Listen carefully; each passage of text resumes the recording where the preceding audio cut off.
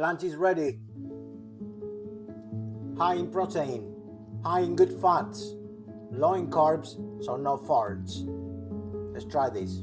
Here we go. A little bit of ghee butter. Couscous. Garlic in the pan. Chicken breast. Salt. Celtic. Black pepper. Couscous. 160 milliliters of boiling water. Stir and leave to the side. There. Greek halloumi. Fry, grill, whatever. Bit of broccoli cooked from last night.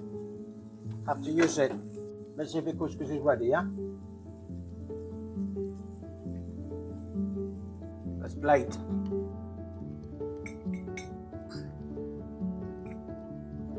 Chicken and broccoli.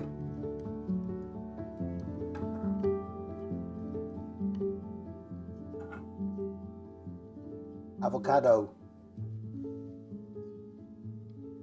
Cherry tomatoes. Salt.